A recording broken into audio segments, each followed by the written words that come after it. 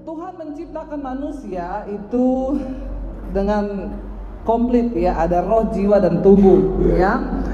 Jiwa manusia itu terdiri dari pikiran, perasaan, dan kehendak. Jiwa itu apa? Sesuatu ya, tempat perpikiran, perasaan, dan kehendak kita yang akan berespon ya. Kita bisa sedih, itu dari jiwa. Ketika kita mengalami perasaan yang menyedihkan, yaitu dari jiwa. Tadi saya ketemu dengan Pak Erik yang papanya Israel itu yang korban tsunami Palu ya. Saya sempat wawancara dengan dia. Nanti saksikan wawancara saya di channel YouTube saya. Jangan lupa subscribe. Kayaknya belum pada subscribe deh. Saya kan tadi malam sudah bilang, kenapa subscribe saya belum tidak bertambah ya? Berarti saudara tidak subscribe atau karena tidak ada kuota.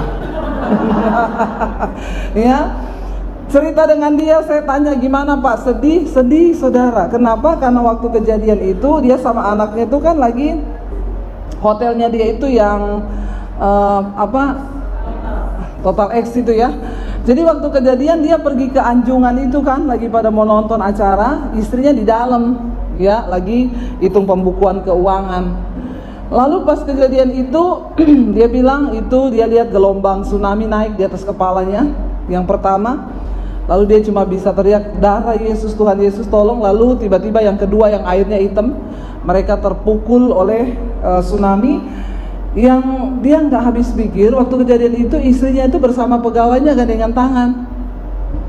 Tapi pas kejadian itu sudah selesai, dia tuh yakin banget istrinya nggak meninggal, enggak. Dia balik ke hotel malam itu, saudara, dia bilang cari-cari kan itu udah gelap gulita ya saudara. Lalu ada orang yang kasih senter, ya dia senter kanan kiri. Ada orang bilang, Pak ini di bawah mobil ada jenazah, tapi kayaknya laki-laki. Dia bilang, saya cuma pegang punggung belakangnya karena maaf waktu itu semua sudah tidak berbusana.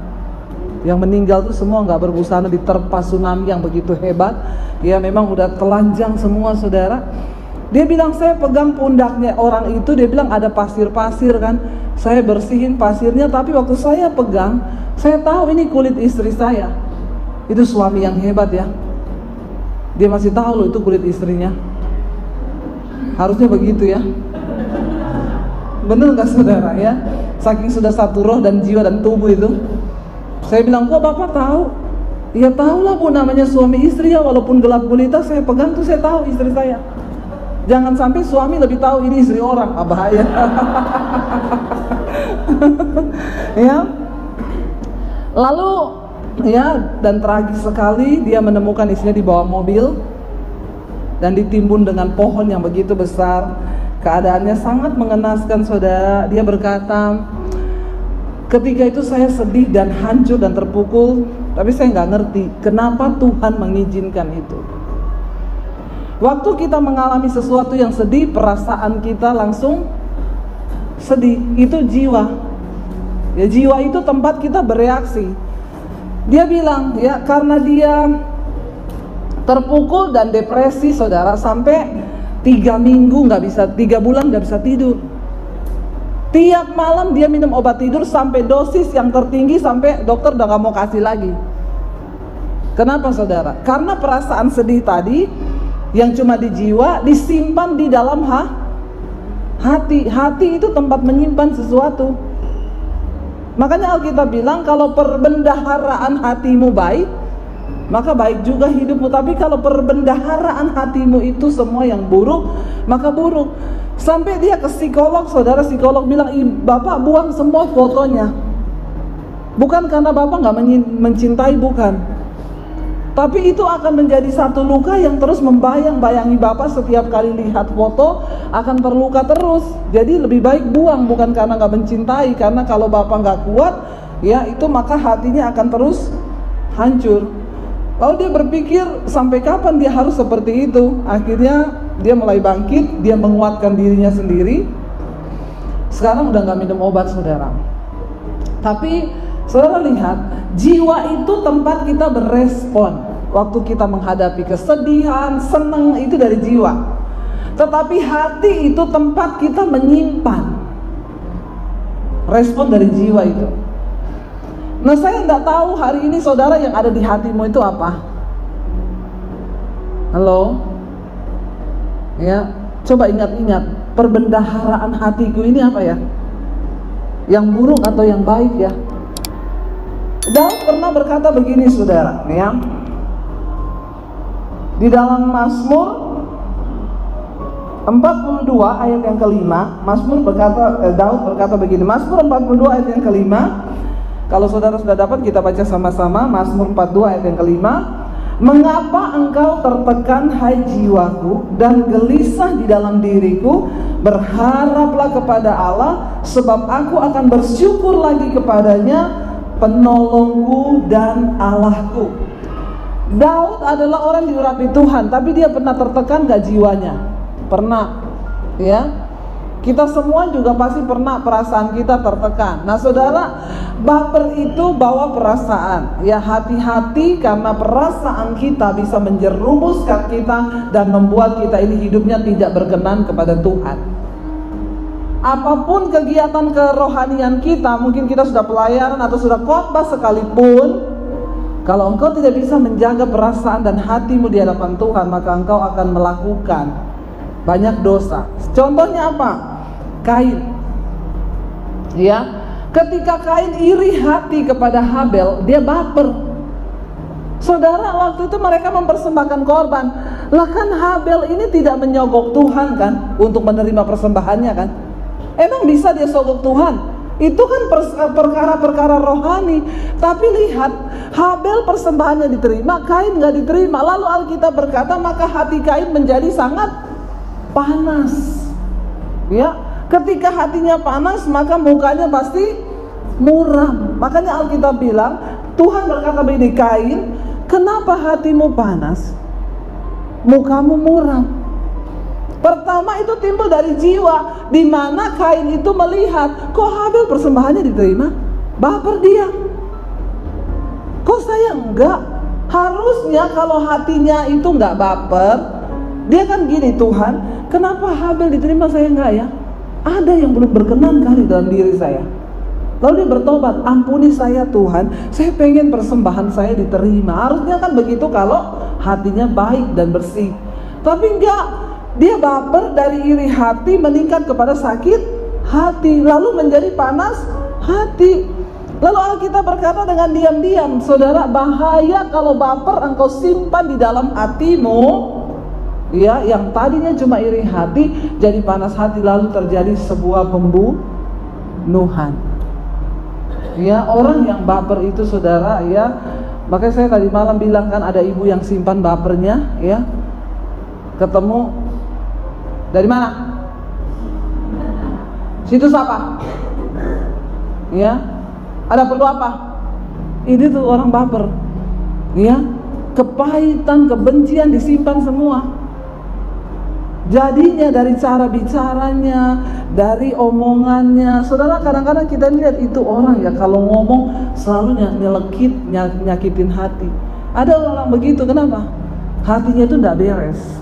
Perbendaharaan yang ada dalam hatinya itu tidak beres. Ya, lalu akhirnya Kain berujung kepada pembunuhan. Saudara, jangan simpen baper, apalagi sekarang dengan adanya sosial media. Ya, di situ tempat orang memamerkan segala sesuatu. Ya, kita lagi cuci piring, ada yang pamer liburan piknik di Swiss. Padahal kita di rumah lagi cuci piring, cuci wajan, cuci baju. Lihat dia jalan-jalan sama suaminya, main ski pakai helikopter. Lalu kita mulai baper dan ngomong sama suami saya, enak banget ya jadi istrinya dia, lihat nih, jalan-jalan kemarin ke Belanda, sekarang ke Swiss. Gua kapan cuma jadi ibu rumah tangga, pembantu, inem terus di rumah. Gara-gara baper. Ada orang yang karena lihat status orang bisa tersinggung loh.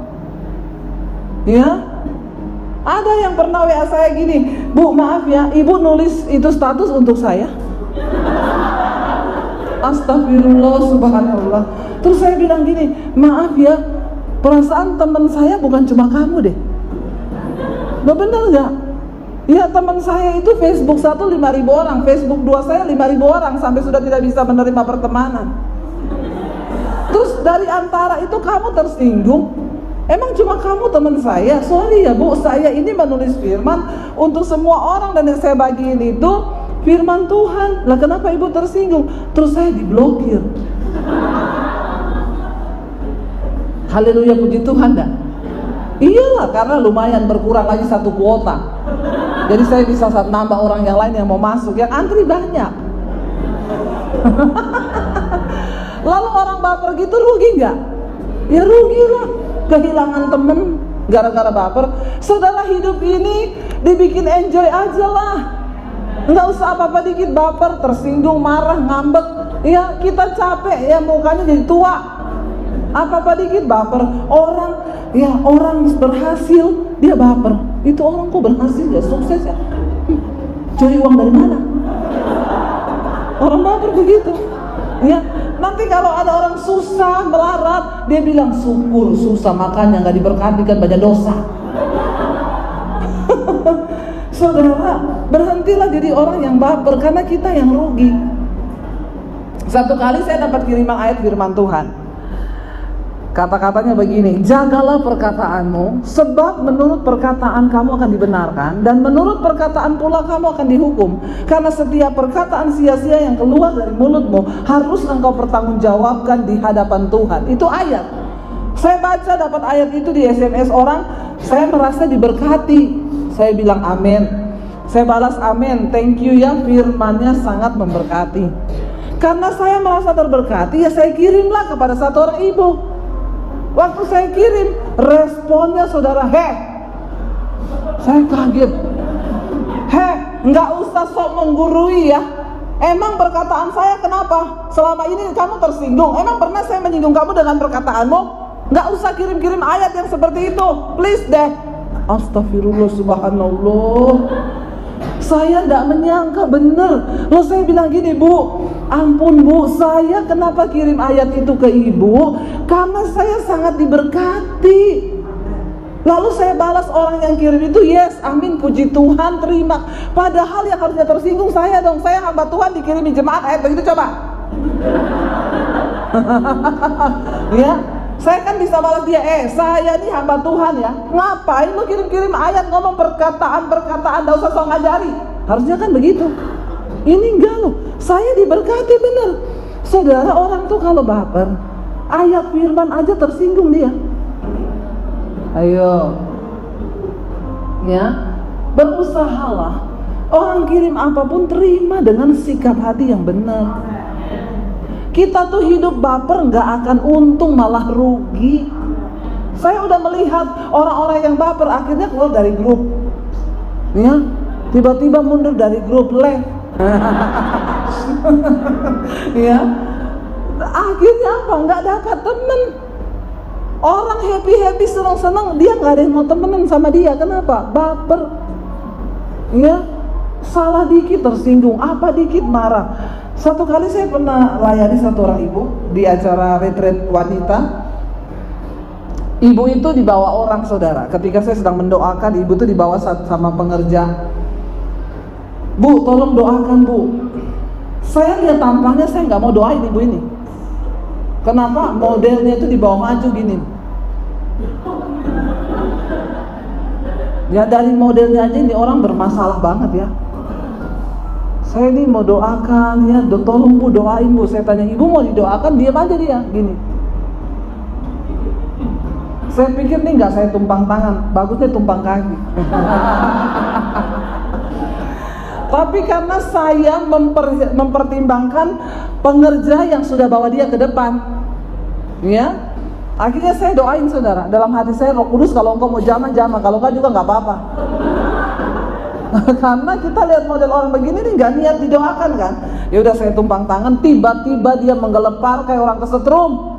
Saya baru kali itu lihat yang begitu. Wah, menggelepar.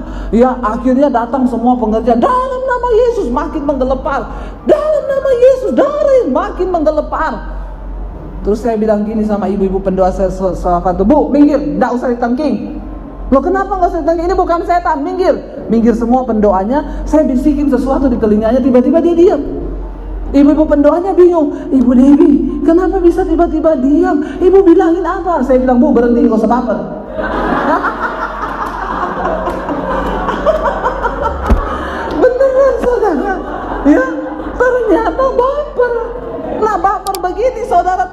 saudara doakan, dia makin cari perhatian karena baper.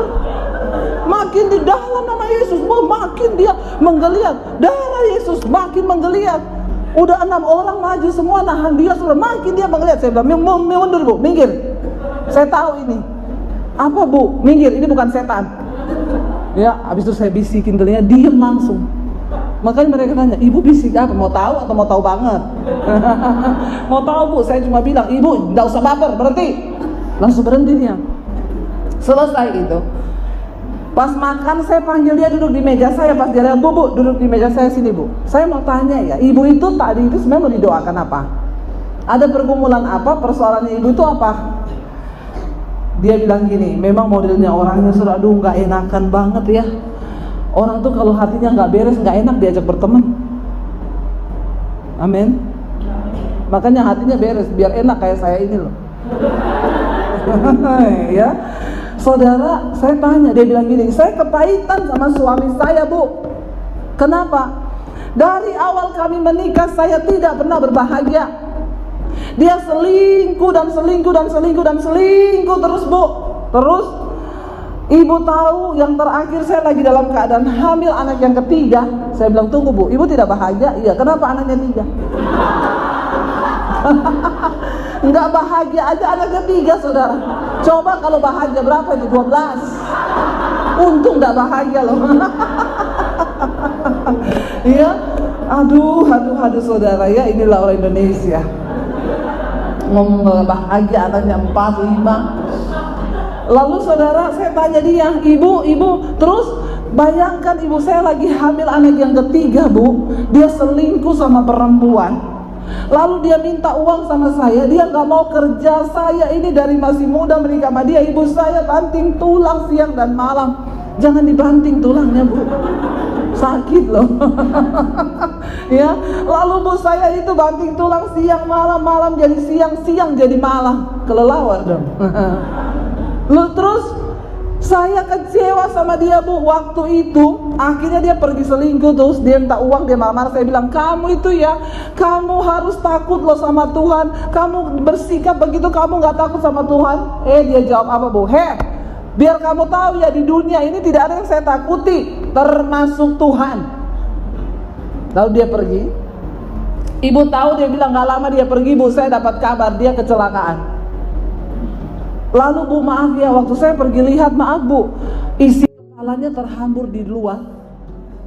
Terus saya jadi kan bilang gini, tapi puji Tuhan ya Bu, masih hidup ya.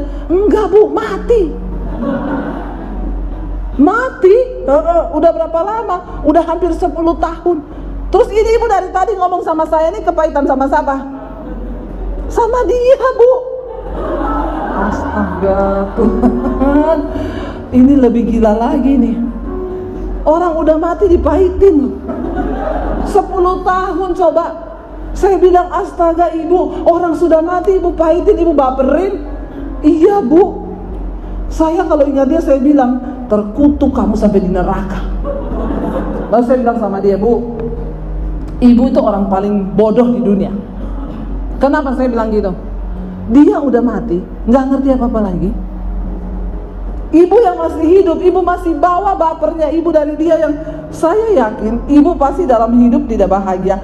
Pasti ibu sama anak-anak berantem terus ya. Iya, kok ibu Debbie tahu?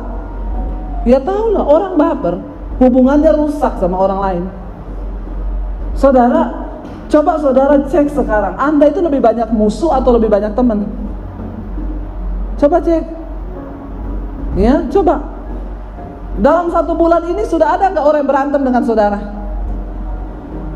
Nggak usah bilang Anda Kristen ya, kalau tiap hari hidupmu itu statusmu pahit, mau ngomong firman apapun juga statusnya nggak benar, statusnya ini. Ya saudara, hati-hati loh. Coba kita cek. Jangan ngomong Kristen kalau setiap hari Anda bermusuhan dengan orang. Ya, saya sih, ada yang bilang ini, saya sih nggak terlalu banyak sih ya Bu, bulan ini cuma 20. Ya, dan perhatikan, setiap kali kita konflik sama orang, itu perasaan kita terganggu kan? Dan saudara bayangkan, setiap kali saudara konflik, perasaan saudara terganggu, Dan kalau perasaanmu terganggu, oke, mungkin itu bertahan 3 minggu, 4 minggu, ada yang 1 bulan. Apalagi kalau tersimpan dalam hati, maka engkau mengumpulkan sampah di dalam hatimu. Hatimu pahit, yang keluar dari hidupmu itu semua yang buruk. Anak-anakmu tidak berbahagia, suamimu tidak berbahagia. Lalu apa yang terjadi, saudara? Kekacauan di dalam hidupmu. Cuma kenapa? Baper. Saudara, Daud berkata, kenapa engkau tertekan, hai jiwaku? Pujilah Tuhan. Kitalah yang harus membuang semua sampah itu. Kenapa? Catat baik-baik yang pertama, karena engkau tidak pernah bisa mengontrol keadaan dan situasi dalam hidup. Kita pengen yang baik, tapi satu saat Tuhan akan izinkan yang tidak baik itu terjadi. Kita niatnya baik sama orang, tapi ada saatnya orang itu berbuat yang tidak baik kepada kita. Sekalipun kita sudah baik, malah seringkali kebaikan kita disalahartikan atau disalahgunakan. Itu akan Tuhan izinkan terjadi. Yang terpenting adalah bagaimana kita berespon. Catat baik-baik, kita tidak pernah bisa mengontrol semua keadaan yang akan terjadi dalam hidup kita, tetapi kita bisa menentukan bagaimana kita berespon terhadap setiap keadaan. Itu yang terpenting. Mau bagaimanapun keadaannya, responlah dengan benar. Ya, orang buat jahat, beresponlah dengan benar. Ya, apalagi kayak saya ini, saudara, ya. Di YouTube itu yang komen saya bukan hanya yang bagus saja, yang gak bagus juga banyak. Ada yang gini, Allah ini kan pendeta abal-abal nih, ngomong-ngomong pura-pura aja ngomong dari muslim, padahal bukan, cuman mau cari duit ya. Kita harus siap. Saya balas, terima kasih, Tuhan memberkatimu. Ada juga yang gini, pinter aja lu ngomong firman, padahal dia sendiri gak melakukan firman. Buktinya tuh rambutnya pendek. Haleluya enggak?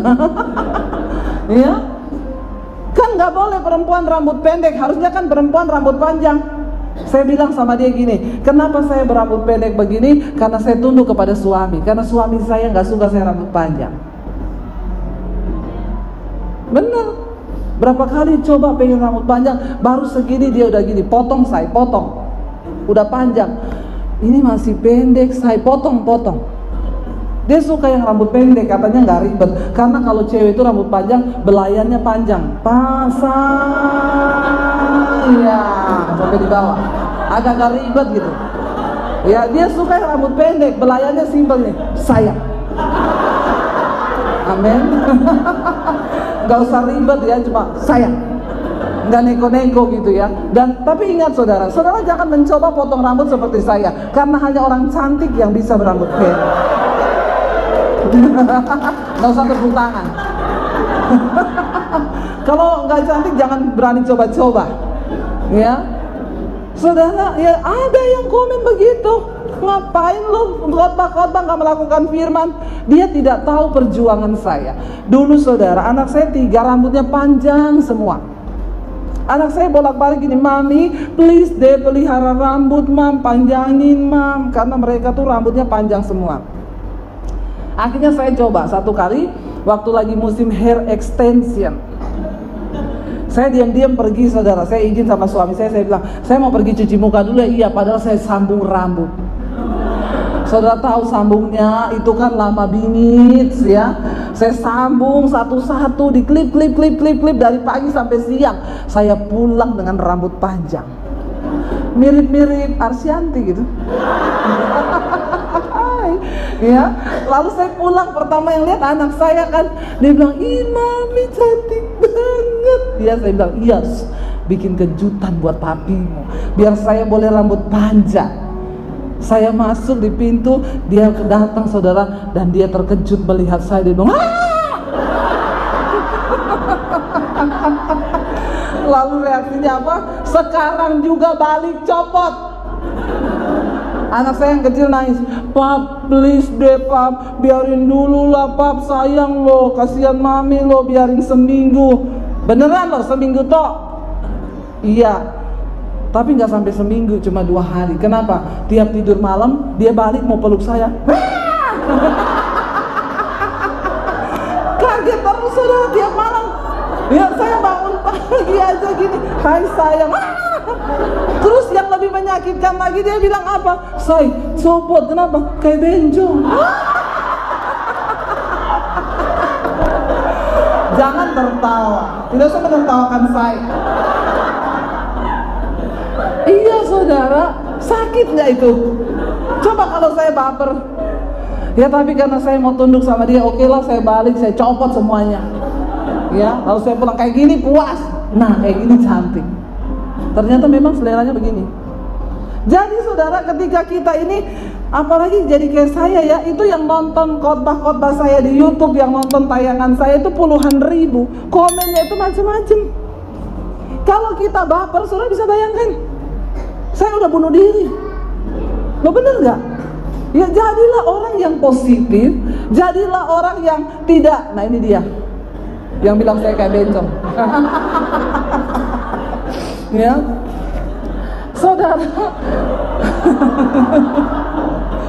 Ya, mari kita belajar menjadi orang yang positif, yang tidak apa ya, kasihan loh kalau kita. Saya ingat dulu waktu saya sudah berumah tangga sama suami saya, akibat baper nih, ternyata saya itu belum sembuh dengan luka batin. Dan saudara tahu, hal yang sangat melukai saya dalam hidup ini ternyata adalah saya kepahitan sama papi saya. Kenapa? Karena waktu itu dia usir saya dari rumah. Jadi saya itu selalu berpikir gini, kenapa ya orang tua sendiri loh tega loh buang anaknya baru lulus SMA waktu itu. Dan saya tanpa sadar itu saya baper saudara. Saya bawa itu baper, itu kesedihan tuh saya bawa. Bukan cuma saya bawa, tapi saya simpen di hati yang terdalam, dan itu menjadi luka batin. Dan saudara tahu, saya melayani loh, saya khotbah kemana-mana loh. Tapi dampaknya apa? Ketika saya menikah dengan suami saya, baru terlihat luka batin itu mulai muncul dampaknya. Saya menikah dengan suami ini, ya ini suami terbaik. Kenapa? Dia tuh nggak pernah marah. Ya, dia tuh kalau marah permisi saudara. Orang Solo, ya mau marah permisi, saya boleh marah. Ajaib enggak? Ya jadi saya bilang marah aja, nggak usah permisi. Ajaib kan saudara? Bener. Ya kalau mau marah ngomong loh, say, aku boleh marah enggak? Ya, sampai saya kadang-kadang ngomong ke dia, say, sekali-kali tuh marah lah. Jangan enggak marah tuh, marah anak-anak itu marah oh. Tapi dia enggak bisa marah. Udah haleluya puji Tuhan toh, itu saudara saya menikah sama dia.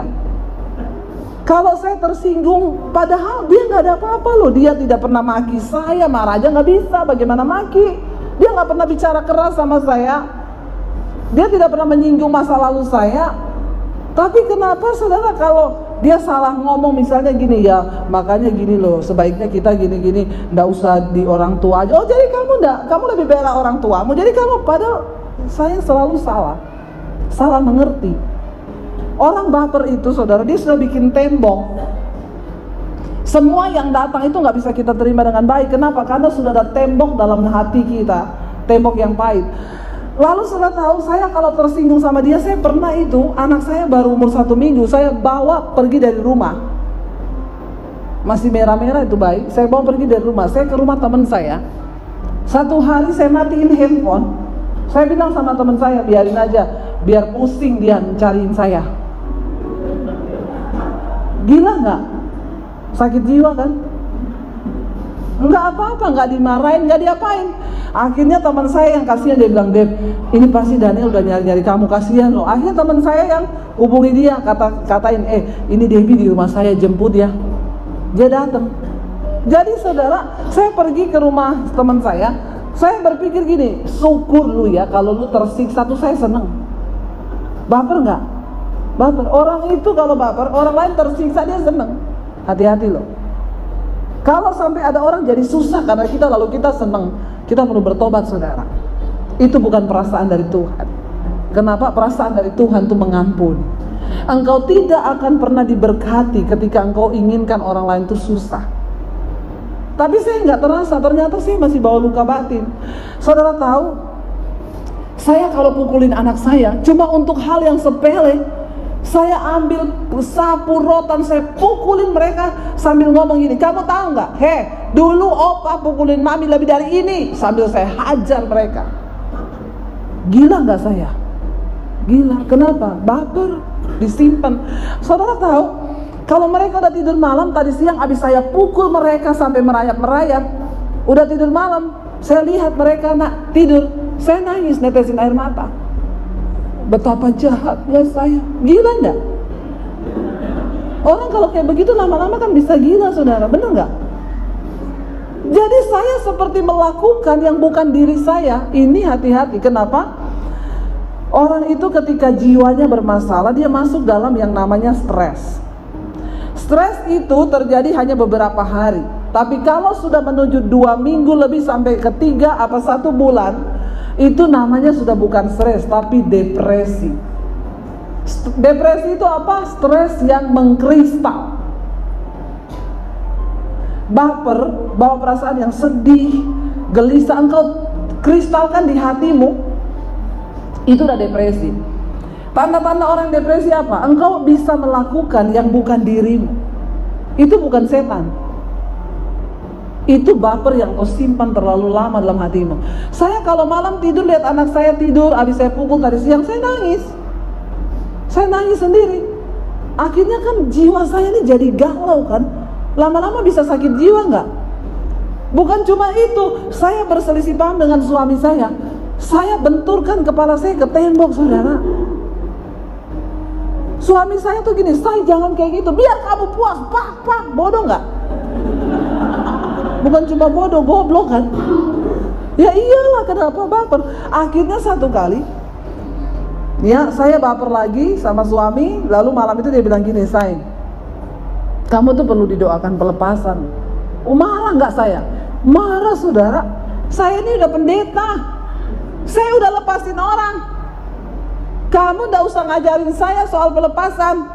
Dia bilang, enggak, bukan apa-apa ya Say, aku cuma mau ngomong loh, kayaknya kamu itu masih ada luka batin, ada perasaan terluka yang masih kamu simpan dalam hatimu. Saya bilang, enggak usah sok ngajari ya, saya ini hamba Tuhan. Lalu dia bilang, kenapa? Saya lihat ya kamu, kalau sudah ada masalah antara kita, mesti yang keluar tuh apa? Memang enggak ada yang sayang sama saya. Baper. Hati-hati loh. Kalau saudara sering merasa begini nih, itu baper loh. Sampai akhirnya saya ngomong, buktinya papiku aja nggak sayang sama saya. Loh, hubungannya apa coba? Di saat-saat tertentu, luka batin itu baper yang tersimpan jauh dalam hati itu keluar, saudara. Lihat, saya mukulin anak apa? Kamu tahu nggak? Papiku dulu itu lakukan lebih gila daripada ini. Iya kan? Saya melampiaskan itu lewat tindakan. Lalu suami saya bilang gini, Say, kamu tuh masih ada luka batin dan kepahitan dan baper yang kamu simpan sama papimu loh. Lalu saya bilang, nggak usah sok ngajari ya. Lalu suami saya mulai layani saya. Dia bilang, kamu lihat aku, anggap aku papimu, bayangkan aku nih papimu. Kamu peluk aku, bilang papi, aku sayang sama papi. Saya nggak bisa, saudara. Nggak bisa saya meronta, saudara. Lalu saya mulai manifest. Ini bukan setan ya, ini baper. Saya manifest, saudara. Suami saya bilang, lihat saya, bilang, papi aku sayang sama papi. Nggak bisa, saya bilang, tidak. Ya, aku tidak akan melakukan itu. Ya baper jadi pemain sinetron. Emang iya, ya. Dia pegang saya, dia bilang, saya lihat aku ini papimu, jangan kau ucapkan itu. Ternyata kemasukan roh drama Korea. Ya, tapi benar saudara, akhirnya dia mulai doakan saya. Ya, saya meronta, saya menangis. Dia mulai nyanyi, kasih dari surga memenuhi tempat ini, kasih dari Bapa surgawi. Sudah selesai nadanya, belum ketemu ya. Saudara, lalu saya mulai nangis. Saya mulai nangis, dia mulai tumpang tangan di dada saya. Kasih dari Yesus mengalir di hatiku. Saya mulai nangis terus, lalu dia layani saya hampir 1 jam. Setelah selesai itu dia bilang gini, lihat aku Deb, anggap aku papi. Bilang papi, aku sayang sama papi. Saya bayangkan suami saya, papi saya peluk dia. Saya bilang, papi, saya sayang sama papi. Saya mengasihi papi, saya mengampuni papi. Saudara tahu, sejak saat itu karakter saya berubah. Saya gak pernah marah-marah lagi. Saya gak pernah pukulin kepala saya ke tembok. Saya gak pernah nyiksa anak-anak saya. Saya gak pernah berkata, gak ada orang yang sayang sama saya, termasuk gak pernah. Saya tidak pernah pergi dari rumah ketika berselisih paham dengan suami saya. Dan saudara tahu, ternyata sebagian tindakan negatif kita itu dipengaruhi oleh baper yang kita simpan dalam diri. Dan itu berbahaya. Makanya banyak orang bercerai. Saya percaya saudara, kalau suami istri itu membangun rumah tangga, ada satu aja yang sehat jasmani dan rohaninya, maka rumah tangga itu terselamatkan. Nah masalahnya, kebanyakan dari pasangan rumah tangga itu dua-dua belum beres luka batinnya, belum beres kepahitannya, belum beres bapernya, itu dibawa terus. Nah ini bahaya, ya. Makanya saya berdoa supaya kita semua di sini ibu-ibu dulu beres. Apa kata firman Tuhan? Kita baca yuk. Ulangan 11 ayat yang ke-16 berkata begini. Ulangan pasal yang ke-11 ayat yang ke-16, ya. Ulangan 11 ayat yang ke-16 berkata, hati-hatilah supaya jangan hatimu terbujuk. Sampai di situ dulu. Hati-hatilah supaya jangan hatimu terbujuk. Berarti hati manusia itu bisa terbujuk nggak? Bisa. Ya, jangan sampai hati kita terbujuk, sakit hati. Saudara, engkau mengalami gitu, sudahlah. Sampai di titik sekarang saya sama suami itu sekarang, kita itu udah jarang berantem. Kenapa? Kalau kita udah mulai emosi ya kita, ya makanya kamu jangan lagi selesai, nggak usah berantem loh. Iya ya, kita jaga damai sejahtera. Iya, setan pergi dalam nama Yesus. Bener, udah sampai di titik itu. Kenapa? Karena udah beres. Jangan hatimu tuh terbujuk untuk hidup dalam kepahitan, dalam sakit hati. Buang semua perasaan itu, ya. Saya sama suami pernah, kita ini kan waktu pertama menikah, kami ambil komitmen berantem itu 5 menit cukup. Amin. Amin yang kenceng. Kalau engkau punya jiwa yang sehat, maka itu bisa dengan gampang dan mudah. Tapi kalau hatimu tidak ada firman di dalamnya, malah banyak sampah, itu susah saudara. Ya, saya pernah saudara, ya karena semua keadaan yang datang sama kita kan kita nggak bisa kontrol kan. Apalagi kita yang perempuan kan, lagi masa-masa ya mau apa, datang bulan itu kan hormon kita berubah tuh. Ya, oh bulan datanglah. Itu hormon kita berubah ya. Lalu kita tuh bisa emosi, bisa apa, susah hidup ini saudara. Kita makanya harus punya firman. Nah satu kali itu saya pernah sama suami, saya pelayanan, dia turunin saya, lalu dia nyari kopi di daerah dekat situ. Begitu selesai saya bilang, saya sudah selesai, jemput sekarang ya. Iya, saya sudah keluar dari ruangan, dari gedung. Iya, saya tunggu di depan jalan aja, jadi kamu gak usah masuk karena tempatnya gak masuk, gang kecil. Iya, saya bilang, udah langsung ke sini kan? Iya, kira-kira berapa menit? Kira cuma 5 menit lah. Saya keluar di luar saudara, nunggu. Saya lihat jam, 5 menit belum datang. Oh biasa telat 6 menit atau 7 menit lah. Udah mulai panas kan? Ya, dalam nama Yesus. Ya, karena itu berdiri di jalan raya. Haleluya. Jagalah hati, jangan kau nodai. Ya, 10 menit nggak datang. Matahari itu kayak udah di atas kepala saudara. Ya, saya mulai emosi nih. Ini kok nggak datang-datang? Saya WA. Udah di mana saya? Macet banget, putar balik. Sudah tinggal putar balik saya, tapi berhenti stuck, nggak bisa putar balik. Saya kirim gambar yang merah itu. Ya, bukan love, yang marah-marah itu. Ya, udah di mana? Nggak dijawab lagi, kirim yang panah. Ya, emosi saudara. Akhirnya hampir setengah jam baru datang. Itu orang berusaha jaga hati kalau setengah jam di bawah terik matahari. Saudara bisa bayangkan? Apalagi pas mau datang bulan. Dia datang, mobilnya datang, saudara, apakah saya buka pintu langsung gini, "Hai sayang, I love you, I need you, I want you, I miss you." Begitu pendeta juga manusia. Punya rasa, punya hati. Jangan samakan dengan pisau belaka. Ya. Jadi kalau dia bilang gitu aja marah. Hatiku ini bukanlah hati yang tercipta dari besi dan baja. Hatiku ini bisa remuk dan hancur, friend. Saudara, dia datang, saya buka pintu, marah ngamuk, pintunya saya banting, berak. Saya duduk di situ diam. Kakaknya cuma 5 menit, udah 8 jam ini nak. Suami saya itu, kalau saya udah marah gitu dia diam. Dia diam, saya diam akhirnya. Karena saya cerewet terus dia diam kan jengkel juga saudara. Maksudnya mau disautin gitu ya biar lengkap dan ada lawan mainnya gitu ya. Saya ribut dia diam terus saudara. Ya, dia nggak marah. Tapi saudara tahu di tol biasanya dia nyetir 100 lah ya. Itu udah mau 140. Saya tahu ini sakit jiwa. Lo bener nggak? Dia tidak keluar di mulut, tapi tindakannya dia injak gas saudara. Saya lihat, mau 140 kenceng banget nih mobil. Saya bilang pelan-pelan, makin kenceng saudara.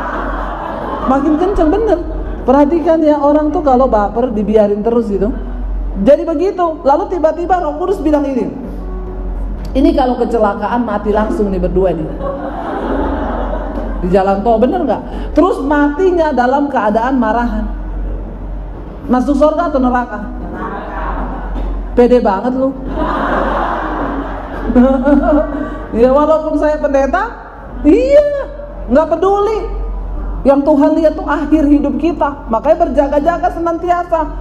Lalu Roh Kudus mulai bilang gini, berbaikan. Saya bilang dia yang salah, harusnya kan dia minta maaf dalam hati nih. Ya, Roh Kudus ngomong minta maaf. Kalau kalian kecelakaan begini, lalu ini masuk neraka, percuma kan pelayananmu yang puluhan tahun jadi masuk neraka cuma gara-gara marahan. Saya bilang, ya tapi kan dia yang salah, bukan saya. Dalam hatinya Roh Kudus ngeyel banget sih. Saya cuma dengar suara itu bilang gini, pendeta sakit jiwa. Saya bilang biarin. Tapi saya takut juga. Saya pikir juga gini, iya ya, kalau kecelakaan tiba-tiba mati, aduh. Lalu Roh Kudus mulai ngomong gini, gampang. Ambil tanganmu, taruh di tangannya dia, kan tangannya dia di porselen tuh.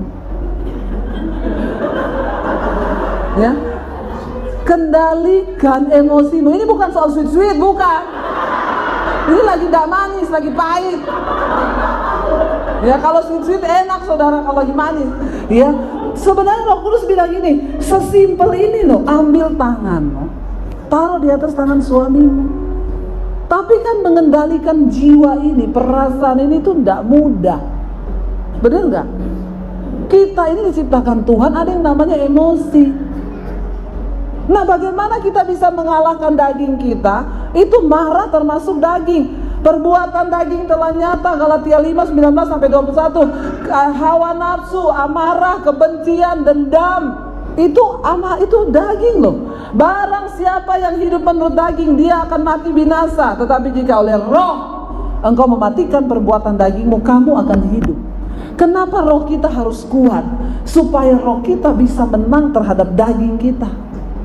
Amin.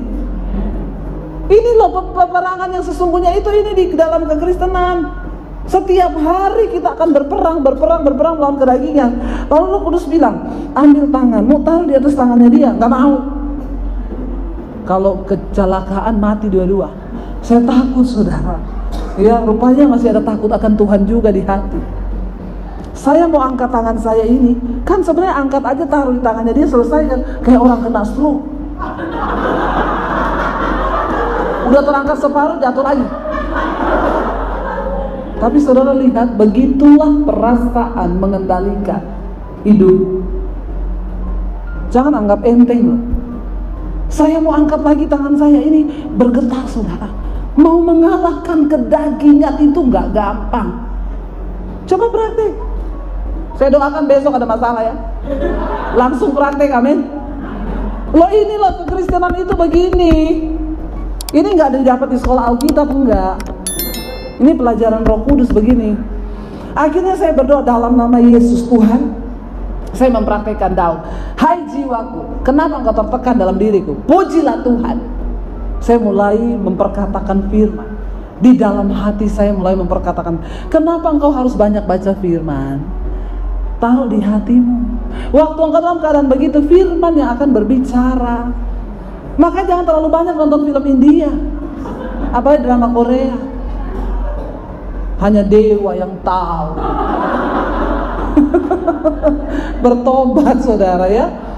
Karena Roh Kudus tidak mengingatkan drama Korea atau film India, enggak. Roh Kudus mengingatkan firman yang kita baca dan kita tabur di hati. Makanya banyak-banyaklah taruh firman dalam hati. Ya, lalu saudara, saya berusaha dalam nama Yesus, akhirnya saya bisa mengendalikan dari diri saya, daging saya angkat tangan saya taruh di atas tangan suami saya. Tidak usah banyak kata. Satu tindakan itu sudah cukup mewakili 1000 rasa. Benar nggak? Saya taruh tangan saya di atas tangannya dia, ya dia langsung melirik sama saya. Dia bilang, dari tadi ke.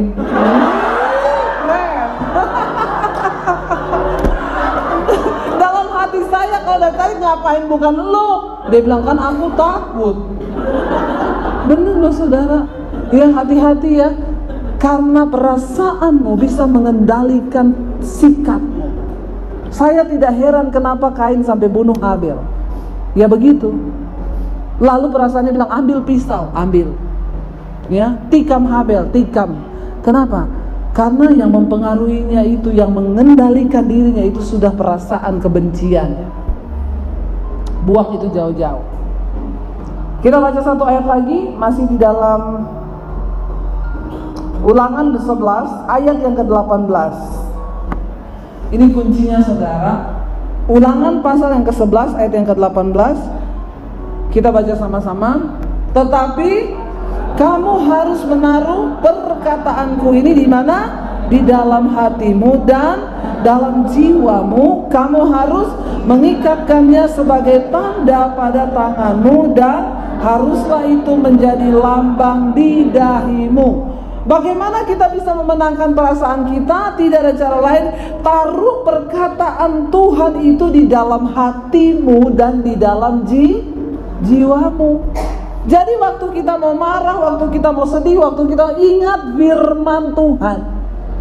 Tapi saudara, kalau engkau kecewa, saya beberapa waktu yang lalu liburan sama keluarga saudara kita di Solo. Saya terima satu berita yang sangat membuat hati saya jengkel, marah, dan kecewa. Karena saya merasa seseorang memperlakukan kami dalam pelayanan tidak adil. Lalu suami saya itu tipe orang yang hatinya seluas samudra. Jadi dia menghadapi gitu dengan gampangnya, dia bisa bilang gini, "Nggak apa-apa non, lupain aja." Dia bisa begitu. Saya nggak bisa. Karena juga kami memang kepribadiannya berbeda. Suami saya itu flegmatik, hijau warnanya. Saya ini kolerik, merah. Merah berarti berani. Ya, jadi saudara, orang kolerik sama kita juga harus tahu. Saudara harus tahu kepribadianmu itu apa, supaya itu bisa mempermudah kita saling mengerti perasaan. Nah, kalau saya sama suami itu, saya kolerik, dia flegmatik. Orang flegmatik itu punya hati seluas samudra. Nah, orang koleris kayak saya, memang jodohnya itu harus yang flegmatik sama suami saya. Ya, itu harus seperti itu. Kalau koleris ketemu sama koleris langsung cerai. Bener. Ya, tapi perbedaannya apa? Saya kalau ada masalah, orang WA saya tidak bisa tidur sebelum saya balas itu WA dan menyelesaikan semua masalah itu. Suami saya biar ada 100 WA, dia bisa ngorok. Bener, saya bilang, say, dibalas dulu, nggak usah, nanti bikin mengganggu tidur, besok pagi aja. Enak banget ya. Makanya saudara, perbedaannya laki-laki sama perempuan begini. Perempuan itu selalu pakai perasaan. Laki-laki itu selalu pakai. Jadi ibu-ibu, berhentilah berkata begini kepada suamimu sambil menangis. Kamu itu memang gak pernah ngerti perasaanku. Ya memang dia gak ngerti. Karena laki-laki itu tidak pernah pakai perasaan. Dia pakai makanya gak ketemu. Bener gak? Saya kalau ngomong itu, kamu tuh gak ngerti perasaan saya, suami saya gak begini. Kita pikir secara logika saja. Ketemu gak perasaan sama logika? Makanya kalau lagi ada masalah, kita menangis, dia ngorok. Bener gak saudara? Kita berharap dipeluk gitu ya. Tahu-tahu dia bisa bunuh diri gak kita? Kalau mau ikutin baper. Lah itu udah nggak bisa disangkal. Laki-laki itu pakai perasaan, perempuan itu pakai, laki-laki pakai perasaan, perempuan pakai Saya sengaja untuk menguji saudara ngantuk apa enggak. Makanya nggak bisa, karena gini loh. Makanya perempuan itu kan karena pakai perasaan sukanya curcol. Ya, perempuan itu kalau ada masalah, dia itu gampang sekali selesai. Kenapa? Harusnya dia curhat sama temannya ya. Ada masalah nih, kenapa? Suami gua bikin jengkel gini. Kenapa? Dia ketik panjang banget, padahal temennya enggak baca loh. Temennya cuma balas gini, berdoa saja say. Cuma balas berdoa saja say. Dia bisa ngomong thank you, agak belum, padahal nggak dibaca. Nah laki-laki itu saudara, makanya terbukti yang paling banyak kena stroke itu laki-laki daripada perempuan. Kenapa? Karena laki-laki itu nggak pakai perasaan, pakai pikiran. Dia pikir, tapi nggak dirasa. Ya, karena laki-laki itu memang jarang curhat. Kalaupun ada laki-laki yang suka curhat, itu mesti setengah laki-laki. Ya, curhat dong, curhat itu. Ya, itu setengah laki-laki tuh. Bener nggak saudara? Ya jadi, nah tipe saya ini baru satu kali waktu di Solo itu ada masalah. Kita kan liburan, pagi-pagi udah habis mandi, suami saya bilang gini, say, ayo say siap-siap mau kemana? Mau pergi sama anak-anak? Kan kita liburan. Hati saya nggak enak kan? Saya bilang, hati saya nggak enak. Dia dengan gampangnya gini, ya udah dilupain aja toh. Saya bilang, kamu bisa, saya nggak bisa. Lah terus gimana? Mending kamu sekarang pergi sama anak-anak, antar mereka cari sarapan di mana. Saya mau berdoa, saya mau menangis sama Tuhan, saya mau berteriak sama Tuhan, saya mau menjerit sama Tuhan. Nanti kalau udah beres, saya WA kamu jemput saya. Jadi dia pergi, dia tinggalin saya di kamar hotel, saudara. Saya menangis sama Tuhan, saya menjerit sama Tuhan. Dalam keadaan tertekan, dalam keadaan yang ngap-ngap, ya saya sambil nangis saudara. Hidupku menggenapi firman-Mu, tanda mujizat sertai tiap langkahku. Kau bersamaku di dalamku, jadi bukti kebesaran-Mu. Sambil air mata menetes, hidupku menggenapi firman-Mu, tanda mujizat sertai tiap langkahku. Kau bersamaku di dalamku, jadi bukti kebesaran-Mu. Saya ulangi pujian itu berkali-kali. Air mata saya terus mengalir. Saya berteriak sama Tuhan, Tuhan, aku gak tahu apa yang sedang terjadi, tapi lihat hatiku Tuhan. Saudara, kenapa engkau perlu menangis? Tadi malam saya sampaikan, jangan sampai kita gak jadi orang yang tidak pernah menangis. Kalau saudara tidak menangis selama 1 bulan ini, ada yang salah dengan jiwa. Karena Tuhan menciptakan air mata kita untuk apa saudara? Untuk mengeluarkan, membuang semua energi negatif ketika kita stres, ketika kita sakit hati. Nangis. Karena ketika engkau menangis, tubuhmu itu mengeluarkan racun lewat air mata, toksin. Dan ketika kita menangis, maka tubuh kita memproduksi sejenis hormon anti stres, sehingga kita nggak depresi. Ketika engkau menghadapi tekanan, kemana engkau akan lari? Di kaki Tuhan. Dan waktu engkau nyanyikan pujian itu dalam keadaan yang benar-benar engkau lagi mengalami, itu berbeda, saudara. Dan Tuhan melihat hati yang dipersembahkan bagi Tuhan. Itu tidak gampang, tapi itu yang menyenangkan hati Tuhan. Ya, taruh hukum Tuhan dalam hatimu, taruh firman Tuhan dalam hatimu. Itu yang menyenangkan Tuhan. Ya, saudara, saya pengen kita baca Mazmur 129 ayat yang ke-28. Mazmur 129 ayat yang ke-28 berkata begini, jiwaku menangis karena duka hati, teguhkanlah aku sesuai dengan firman. Karena duka hati, sedih, tertekan, nangis, saudara. Gak apa-apa kita nangis. Nangis sama Tuhan, jangan datang sama orang, jangan curhat. Nangis sama Tuhan, bawa perasaan. Malam hari ini saya tidak tahu saudara lagi ada pergumulan apa, tapi mari bawa para Tuhan semua perasaanmu supaya hidupmu diubahkan. Mari kita bangkit berdiri bersama. Shalom saudara, jika Anda merasa diberkati dengan channel YouTube saya, Anda bisa komen, like, dan share. Dan jangan lupa tekan tombol subscribe dan juga tombol lonceng agar Anda mendapat pemberitahuan setiap kali saya mengupload video-video yang baru. Ini sangat penting buat channel ini saudara, supaya banyak orang juga diberkati dan channel ini boleh juga terus berkembang dan menjadi berkat buat banyak orang. Terima kasih, Tuhan memberkati.